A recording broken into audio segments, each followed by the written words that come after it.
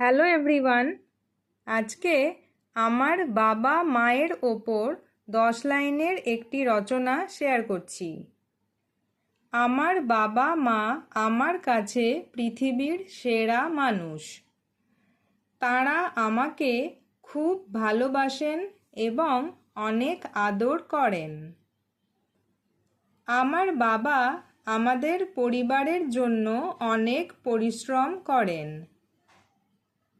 আমার মা আমার জন্য প্রতিদিন খুব সুস্বাদু খাবার রান্না করেন। বাবা মা দুজনেই আমাকে রোজ পড়াশোনায় সাহায্য করেন। আমি অসুস্থ হলে তারা রাত জেগে আমার সেবা ও যত্ন করেন। তারা আমাকে সবসময় ভালো কথা বলেন এবং সৎ পথে চলতে শেখান। তারা আমাকে সুন্দর সুন্দর খেলনা ও নতুন জামাকাপড় কিনে দেন। আমি সবসময় আমার বাবা মায়ের কথা মেনে চলি।